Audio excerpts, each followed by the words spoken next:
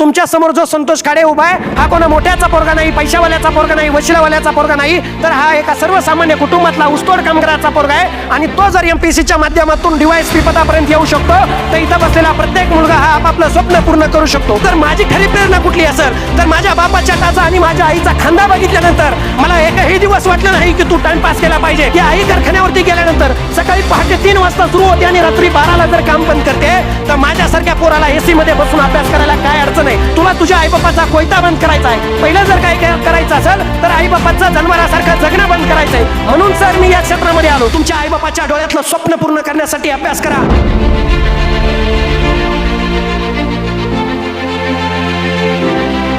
तुमच्याशी बोलतोय संतोष खाडे.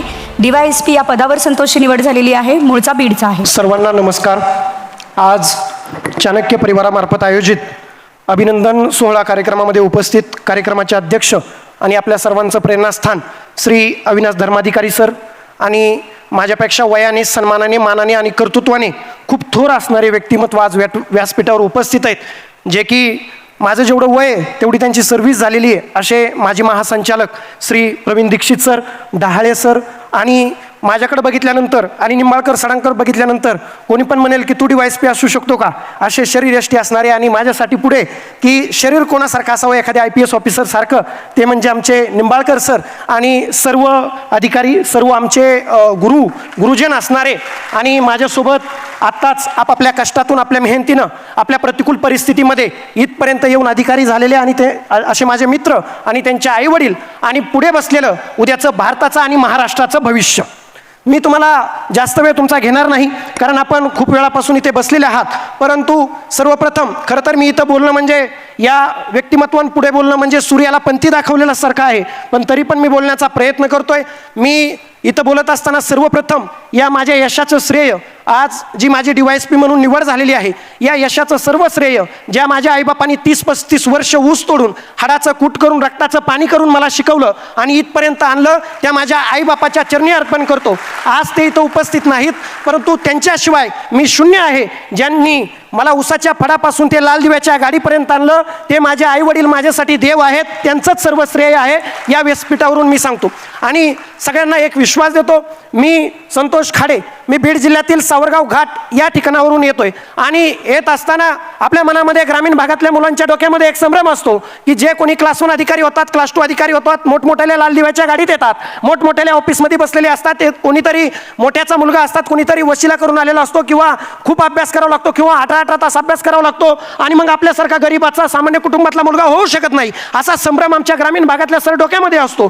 परंतु मी तुम्हाला विश्वास देऊ इच्छितो, इथं बसलेली मला जाणीव आहे, मी तुमच्यातला आहे, तुमच्यासारखा आहे, तुमच्यामधून आलेला आहे. त्यामुळे मला माहिती आहे इथं बसलेला 90% मुलगा, इथं बसलेला 90% जो क्राऊड आहे तो शेतकरी कुटुंबातला, सामान्य कुटुंबातला आहे. त्यामुळे मी तुम्हाला विश्वास देतो की जर तुमच्या डोक्यामध्ये जर असा काही जर संभ्रम असेल तर तो संभ्रम काढून टाका. कारण तुमच्या समोर जो संतोष खाडे उभा आहे हा कोणा मोठ्याचा पोरगा नाही, पैशावाल्याचा पोरगा नाही, वशिलावाल्याचा पोरगा नाही, तर हा एका सर्वसामान्य कुटुंबातला ऊसतोड कामगाराचा पोरगा आहे. आणि तो जर एमपीसीच्या माध्यमातून डीवायएसपी पदापर्यंत येऊ शकतो तर इथं बसलेला प्रत्येक मुलगा हा आपापलं स्वप्न पूर्ण करू शकतो. फक्त करण्यासाठी काय करावं लागतं, माझे जर तुम्हाला प्रवास थोडक्यात सांगायचा झाला तर जिल्हा परिषद प्राथमिक शाळा खाडेकोटे 30 घरांची असलेल्या वस्तीपासून माझं शिक्षण सुरू झालं. भगवान महाराज माध्यमिक विद्यालय सावरगाव घाट म्हणजे माझ्या मूळच्या गावी माझं माध्यमिक शिक्षण आणि उच्च माध्यमिक शिक्षण झालं. आणि त्यानंतर बलभीम महाविद्यालय बीड इथून मी माझं BA इतिहास पदवी घेतली. पण BA म्हणजे माझं 12वी झाल्यानंतर मला काय करायचं हा प्रश्न ज्यावेळी माझ्यासमोर होता त्यावेळेस माझ्यासमोर माझे ध्येय आणि माझं स्वप्न सगळं बाजूला ठेवून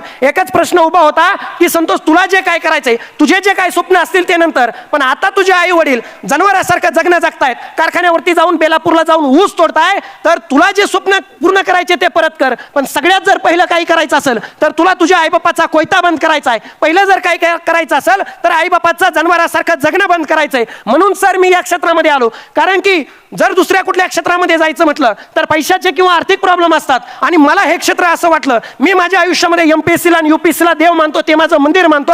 कारण मला एक जाणवलं की इथं आपल्याला कुठले पैसे भरायची गरज नाही, इथं आपल्याला कुठला वशिला लावायची गरज नाही. तर आपण स्वतःच्या मेहनतीवर जर अभ्यास केला, प्रामाणिकपणे अभ्यास केला, योग्य मार्गावर अभ्यास केला, जर आपण कुठल्या प्रवाहामध्ये चुकीच्या मार्गाने जर वाहत गेलो नाही, तर आपण या प्रयत्नात आपण इथपर्यंत येऊ शकतो. म्हणून मी 12वी नंतर MPSC कडे आलो आणि आल्यानंतर 3 वर्ष ज्यावेळी मी पुण्याला इथे आलो, आल्यानंतर सर मी बघितलं पहिलं 2-3 महिने मीही जरा वाहत चाललो होतो की मोबाईलचा वापर जास्त, त्यानंतर मित्रांसोबत चहा प्यायला जाणं, त्यानंतर गप्पा मारणं, मैत्रिणींकडे पाहणं, अभ्यासिकेमध्ये बसल्यानंतर अभ्यासापेक्षा इतर गोष्टी जास्त करणं. कारण मी पण एक मुलगाच आहे आणि तरुण वयामध्ये या गोष्टी सगळ्याकडून होत असतात. अशा गोष्टी ज्यावेळेस माझ्याकडून घडायला लागल्या, मला खूप जण एक प्रश्न विचारतात की तुम्ही म्हणता सातत्य अभ्यास करा, तुम्ही म्हणता की कंटिन्यू अभ्यास करत राहा, परंतु अभ्यासामध्ये सातत्य कसं ठेवायचं? मित्रांनो, मी तुम्हाला एक गोष्ट सांगतो, मी जरी ऊसतोड कामगाराचा मुलगा असला, मी एकटा प्रतिकूल परिस्थितीतून आलेलो नाहीये. इथं बसलेला प्रत्येक जण आपापल्या आयुष्यामध्ये काही ना काही प्रतिकूल परिस्थितीमधून आलेला आहे. कुणी रिक्षा चालकाचा मुलगा आहे, कुणी शेतकऱ्याचा मुलगा आहे, कुणी ऊसतोड कामगाराचा मुलगा आहे, कुणी कष्टकऱ्याचा मुलगा आहे, वंचिताचा मुलगा आहे,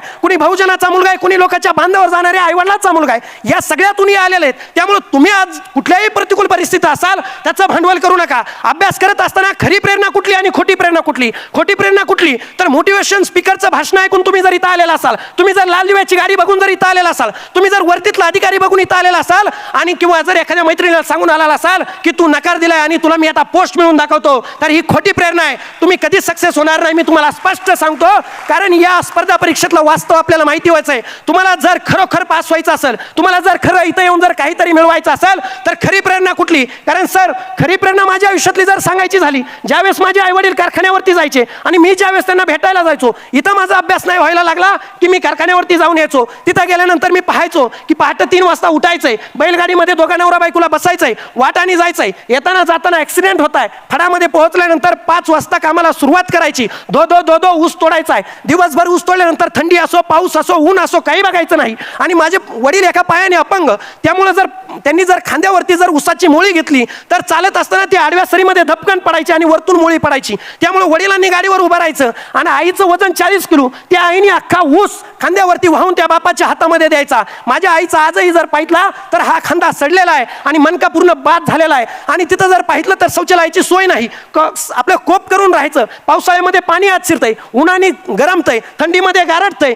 तिथं महिलांना, आपल्याला सगळ्यांना माहिती, आपण विज्ञान वाचतो की महिलांना एमसीच्या काळामध्ये थकवा जाणवत असतो आणि त्यामध्ये आरामाची गरज असते. पण मी माझ्या आईला पाहत आलोय की आई कारखान्यावरती गेल्यानंतर सकाळी पहाटे 3 वाजता सुरू होते आणि रात्री 12ला जर काम बंद करते, तर माझ्यासारख्या पोराला एसी मध्ये बसून अभ्यास करायला काय अडचण आहे? त्यामुळे जर माझी खरी प्रेरणा कुठली असेल तर माझ्या बापाच्या टाचा आणि माझ्या आईचा खांदा बघितल्यानंतर मला एकही दिवस वाटलं नाही की तू टाइमपास केला पाहिजे, तू कुठल्या छपरी पोरांसोबत चहा प्यायला गेला पाहिजे, तू कुठल्या मुलीच्या प्रेमात पडला पाहिजे. कारण मित्रांनो, एक गोष्ट सांगू का, तुम्हाला जर प्रेमातच पडायचं असेल, सध्या स्पर्धा परीक्षाच्या युगामध्ये प्रेमाचा बाजार उठलाय आणि प्रेमाचं एक फॅड आलंय. मुलीला सांगतो की मी तुझ्यासाठी तारेचंद्र तोडून आणेन, मुलगी मुलाला सांगते मी तुझ्यासाठी घरच्याला सोडून येईन. हे वास्तव आहे. मी थोडा टाइम घेतोय पण बोलणं आवश्यक आहे. मित्रांनो, या प्रेमाभिमात पडू नका. तुम्हाला जर खरं काही प्रेम करायचं असेल तर ते तुम्ही MPSC वर प्रेम करा. कारण MPSC ला सर माझा अनुभव आहे, तिला सवत जमत नाही. सवत माहिती सगळ्यांना, MPSC ला सवत जमत नाही. त्यामुळं ज्या काळामध्ये तुम्ही अभ्यास करताय त्या काळामध्ये MPSC ला सवत आणू नका,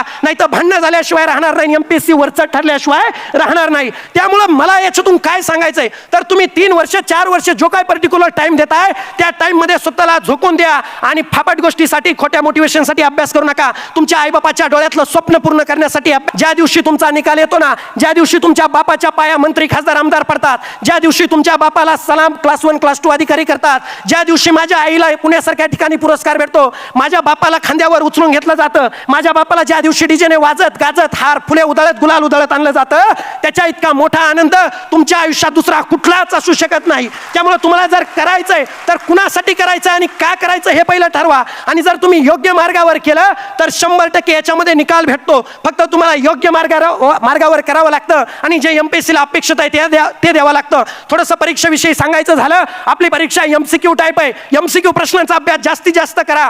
त्यानंतर नेमकं आपल्या परीक्षेमध्ये ज्या चुका होतात, कुणी गोल चुकीचे करतो, कुणी त्या 2 दोन तासामध्ये सिली मिस्टेक करतो, कोणी तिथे घाबरून जातो, प्रेशर घेतो. इंटरव्ह्यूच्या काळामध्ये जर पाहायला गेलं तर आपण प्रेशर घेऊन जास्त चुका करतो, ज्या मी फर्स्ट अटेम्प्टला केल्या होत्या. 2020चा सर माझा पहिला अटेम्प्ट होता, 2021चा दुसरा अटेम्प्ट होता, दुसऱ्या अटेम्प्ट पर्यंत मी DYSP पदापर्यंत आलोय. माझं वय 24 वय. मला हे सांगायचं का सांगायचंय तर इथं बसलेले जे नवीन आलेले मुलं आहेत त्यांना हे कळावं की लवकरात लवकर सुद्धा यश मिळू शकतं, पण ते यश मिळवण्यासाठी स्वतःमध्ये बदल करण्याची ताकद पाहिजे, फ्लेक्झिबिलिटी पाहिजे. आपणच खूप शहाणे आहोत असं इथं समजायचं कारण नाही, कारण गोल्ड मेडलिस्ट मुलं सुद्धा इथं 10-10, 12-12 वर्ष अभ्यास करतायत. त्यामुळे जर सर्वसामान्य कुटुंबातून येऊन आणि सर्वसामान्य नॉलेज असताना जर तुम्हाला पोस्ट काढायची असेल तर तुम्ही 100% द्या, त्यानंतर तुम्हाला सगळं काही मिळेल. आज चुकीच्या गोष्टीत मार्गी लागू नका. तुम्हाला जे जे अपेक्षित आहे ते करा, एवढंच मी तुम्हाला आव्हान करतो. वेळ आपल्याकडे कमी आहे, पण सर्वप्रथम सर इथं येण्याचं माझं कारण आणि चाणक्य मंडल परिवाराशी माझा संबंध म्हणजे माझ्या दुर्दैवानं मी तुम्हाला प्री आणि मेन्सच्या कार्यकाळामध्ये मी तुमच्याशी कनेक्ट होऊ शकलो नाही, परंतु इंटरव्ह्यूच्या काळामध्ये माझा मॉक इंटरव्ह्यू सरांनी लावला होता. आणि दुसरी गोष्ट मी आणि माझा विवेक म्हणजे माझा मित्र विवेक आणि आम्ही 4-5 जण इतिहासाचे विद्यार्थी होतो. आम्हाला डिस्कशनचे प्रॉब्लेम होते की डिस्कशन कुठं करायचं. त्यावेळेस आम्हाला या पुण्यासारख्या ठिकाणी चाणक्य मंडल परिवाराने एक हॉल आम्हाला डायरेक्ट डिस्कशनला दिला होता आणि ते आम्ही कधी विसरू शकत नाही. सर तुम्ही इथं येऊन आमचं जे कौतुक केलं, सन्मान केला आणि तुम्ही सांगितलं की हा अभिनंदनाचा कार्यक्रम आहे, सत्काराचा कार्यक्रम काय असतो हे तुम्ही आम्हाला सांगितलं. पण मला आज इथं एकच फरक जाणवतोय, तुम्ही आम्हाला मागच्या रांगेत मध्ये बसवलंय. कधीतरी या मागच्या रांगेतून या पुढच्या रांगेत येण्याचा प्रयत्न आम्ही जरूर करू, हा तुम्हाला विश्वास देतो. तुम्ही जे आम्हाला सांगितलं की स्वच्छ आणि कार्यक्षम प्रशासन चालवण्याचा, खूप आम्ही जग बदलू शकत नाही, खूप महाराष्ट्र देश बदलू शकत नाही, पण आमच्या वाट्याला जे जे येईल ते प्रामाणिकपणे करण्याचा प्रयत्न करू, एवढा विश्वास देतो आणि थांबतो. जय हिंद, जय महाराष्ट्र. संतोष विलक्षण तळमळीने बोलला आणि सगळ्या या मुलामुलींनी आपले आईवडील, पती किंवा पत्नी, सासू सासरे सुद्धा, भाऊ आणि बहीण, मित्रमंडळी, अत्यंत हृदयस्पर्शी उल्लेख केला त्यांनी सर्वांनी. याचा अर्थ त्यांच्यातलं माणूस पण वैभव संपन्न आहे. तो करताना आपल्या ह्या संतोषला जसे त्याचे ऊस तोडणी कामगार असलेले आईवडिलांचे कष्ट कळले आणि ती ऊसाची मोळी खांद्यावर वाहून आईच्या खांद्याला पडलेले घट्टे कळले आणि त्याने आईवडिलांचे पांग फेडले. DYSP होऊन आता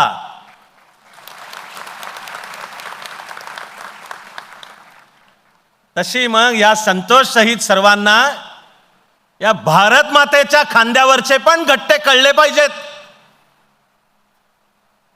शतकानुशतकांचे ते, आणि आपण जगलो, टिकलो, वावरलो. आता जातो विकासाकडे, कारण शतकानुशतक त्या भारत मातेच्या खांद्यावरचे घट्टे ते दूर करायला आता कर्तृत्वाची संधी आपापली मिळाली. ते कर्तृत्व करायचं आहे. सर्वांना मी विनंती करतो की मनामध्ये आपणही असंच कर्तृत्व करण्याचा निश्चय करून